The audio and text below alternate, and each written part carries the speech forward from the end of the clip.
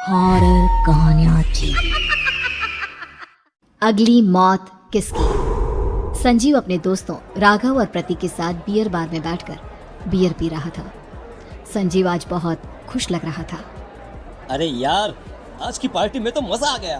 तुम दोनों दोस्तों के साथ तो मेरी जिंदगी इतनी अच्छी है कि क्या बताओ कितनी अच्छी है। अरे भाई, अब दोस्ती की है तो जीना मरना सब साथ में। हाँ, बियर और ऑर्डर करते हैं ना, एक आखिरी, और उसके बाद ये जश्न यहीं खत्म हो जाएगा। अरे हाँ हाँ, क्यों नहीं। वेटर, जल्दी से 2 बियर की बोतल लेकर आओ। आज मेरे दोस्तों को जश्न मनाना है, क्यों? इतने में वहां पर एक बहुत सुंदर लड़की छोटे छोटे कपड़े पहनकर हाथ में बियर की बोतल लेकर उसके पास आती है। ये लीजिए, आपने बियर ऑर्डर की थी ना, मैं लेकर आ गई। क्या बात है यार, इस बार की वेटर तो बड़ी सुंदर है। अब बियर पिला दो ना। हाँ हाँ, क्यों नहीं, जैसा आप बोलोगे मैं वैसा ही करूँगी। क्या बात है यार, अब तो लगता है रोज यहीं आना पड़ेगा। उसके बाद वो लड़की उन तीनों को बियर सर्व कर देती है। पार्टी करने के बाद वो तीनों अपने अपने घर जाते हैं। प्रतीक, संजीव और राघव को उनके घर छोड़कर जैसे ही अकेला अपनी कार में आकर बैठता है तो अचानक उसे एहसास होता है जैसे उसकी कार की पीछे वाली सीट पर कोई बैठा हुआ है। वो तुरंत पीछे मुड़कर देखता। तुम यहाँ क्या कर रही हो? और तुम मेरी कार में कब आई?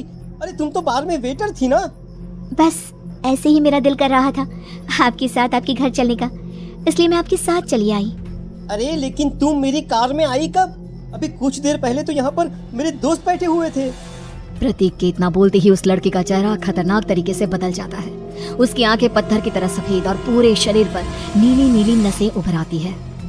गाड़ी चलाओ, और अगर तुमने गाड़ी रोकने की कोशिश भी की तो मुझसे बुरा कोई नहीं होगा। डर की वजह से प्रतीक के पसीने छूटने लगते हैं। उसका शरीर बुरी तरह से कांप रहा था।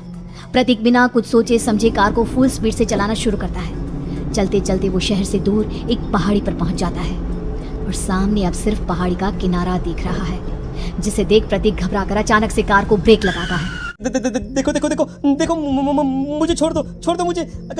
अगर मैंने गाड़ी जरा सी भी आगे बढ़ाई तो हम दोनों नीचे गिरकर मर जाएंगे। ये तो तुम्हें पहले सोचना चाहिए था ना। अब कुछ नहीं हो सकता।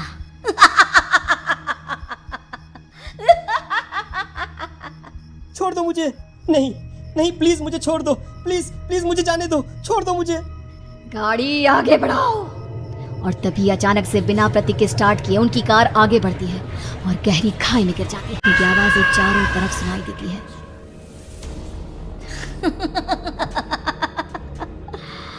तुझे मारकर मेरे कलेजे में जल रही आग को थोड़ी शांति तो मिल गई, लेकिन अभी ये कहानी खत्म नहीं हुई। और फिर अगले दिन राघव और संजीव को पता चलता है कि प्रतीक की पहाड़ी से नीचे गिरकर मौत हो गई। अरे कल रात की तो बात है यार, हम सब बैठकर पार्टी कर रहे थे, लेकिन एक बात समझ में नहीं आ रही। राघव शहर से इतना बाहर उस पहाड़ी पर इतनी रात को क्या करने गया था? अरे यार, वही सोचकर तो मैं भी परेशान हूँ। हम दोनों को छोड़ने के बाद तो वो सीधा अपने घर जाने वाला था, और वो आत्महत्या क्यों करेगा भाई? कल रात तक वो कितना खुश था, हमारे साथ सेलिब्रेट कर रहा था। हाँ, लेकिन पुलिस ने तो यही कहा है कि प्रतीक ने अपनी कार को जानबूझकर पहाड़ी से नीचे गिरा दिया और आत्महत्या कर ली। संजीव, मेरी तो कुछ भी समझ में नहीं आ रहा है। चल ठीक है, अब मैं अपने घर जाता हूँ। Okay, bye. राघव अपने घर में अकेला था। दोपहर का वक्त था। तभी दरवाजे की घंटी बजी। कौन है? अरे 1 मिनट रुको, अभी आता हूँ। राघव ने जैसे ही दरवाजा खोला उसने देखा कि सामने एक बहुत खूबसूरत लड़की खड़ी हुई है। कौन है आप, और यहाँ किससे मिलने आई हैं? देखिए ना, बाहर बारिश शुरू हो गई थी, मेरी गाड़ी खराब हो गई है। आपका घर नजर आया तो सोचा कुछ हेल्प ले लेती हूँ। क्यों नहीं, आइए ना, आइए। कपड़े पूरे भीग चुके हैं, क्या आपके पास टॉवल मिलेगा प्लीज? राघव अपने बाथरूम से एक टॉवल लाकर उस लड़की को देता है। थैंक यू सो मच, अब मैं चलती हूँ।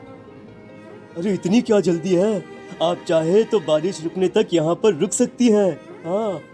लड़की ने पलटकर राघव की तरफ देखा। नहीं, मुझे जाना होगा, मेरा काम बाकी है। और वो वहां से चली गई। उस लड़की के जाने के बाद राघव अपने बाथरूम में नहाने के लिए गया और जैसे ही उसने बाथरूम में देखा उसने टॉवेल हाथ में लिया तो देखा कि उसका पूरा टॉवेल खून के धब्बों से सना हुआ है। अरे अरे ये क्या? ये टॉवेल तो मैंने उस लड़की को दे दिया था। ये वापस मेरे बाथरूम में कैसे आ गया? और इस पर ये खून के धब्बे कहाँ से आ गए? राघव ने आईने में देखा तो उसकी गर्दन पर एक बड़ा सा चाकू का कट लगा हुआ था, जिससे खून बह रहा था, जिसे देख राघव के होश उड़ गए। हाँ, अरे ये क्या? मेरी गर्दन इतनी ज्यादा कटी हुई है, दर्द भी नहीं हो रहा है। ये क्या हो रहा है मेरे साथ? राघव घबराकर बाथरूम से बाहर आया और अपना मोबाइल उठाकर उसने संजीव को फोन लगाया। संजीव जल्दी से मेरे पास आ जाओ। मुझे लगता है कुछ बहुत बड़ी गड़बड़ है, जल्दी आ जाओ। उधर से आवाज आई, लेकिन वो आवाज संजीव की नहीं बल्कि एक लड़की की थी। कुछ अजीब नहीं हुआ है, बस तुम्हारी मौत तुमसे मिलने आई थी और तुम्हें मारकर चली गई। ऐसा नहीं हो राघव, इसलिए तुम्हें अपनी गर्दन के कटने का दर्द भी महसूस नहीं हो रहा। नहीं, ऐसा नहीं हो सकता, ऐसा नहीं हो सकता। कौन हो तुम? तुम्हारी मौत। अब संजीव के पास खबर पहुंचती है कि राघव ने अपने ही घर में चाकू से गर्दन काटकर आत्महत्या कर ली। ये सुनने के बाद संजीव के होश उड़ गए। वो पसीने से तरबतर हो गया और एक अनजाना डर अब उसके दिल को सताने लगा। उसका एक छोटा भाई राजीव भी रहा करता था। अपने भाई को इस तरह परेशान देखकर राजीव उसके पास आया। अरे भैया, क्या हुआ भैया? आप इतने घबराए हुए क्यों लग रहे हैं? प्रतीक और राघव की मौत, मेरा मतलब मेरी कुछ समझ में नहीं आ रहा भाई। अचानक से मेरे दोनों दोस्तों ने आत्महत्या क्यों कर ली? अरे वो तो मेरी भी समझ में नहीं आ रहा है भैया। हाँ, हो सकता है कि कोई परेशानी होगी और इसीलिए उन्होंने ऐसा किया होगा। दोनों की जिंदगी में एक साथ परेशानी और दोनों का इतनी खतरनाक तरीके से आत्महत्या करना, कहीं ऐसा तो नहीं मैं भी मर जाऊंगा? अरे आप ऐसी बातें क्यों कर रहे हैं भैया? वैसे ही मैं इतना परेशान हूँ। जब से अंजलि ने मेरा साथ छोड़ा है तब से सब कुछ बहुत अजीब सा हो गया है। रोज रात को डरावने सपने आते हैं। ऐसा लगता है जैसे अंजलि बार बार मेरे सपनों में आकर मुझे डराने की कोशिश करती है। अंजलि का नाम सुनते ही संजीव की आंखें फट गई और उसके गले में आवाज अटक गई। कौन थी वो लड़की जिसने प्रतीक और राघव को आत्महत्या की आड़ में मौत के घाट उतार दिया? और कौन थी अंजलि जो बार बार राजीव के सपनों में आकर उसे डरा रही थी? अंजलि का नाम सुनकर संजीव इतना घबरा क्यों गया? इन सवालों के जवाब जानने के लिए देखिए इस खतरनाक कहानी का अगला भाग।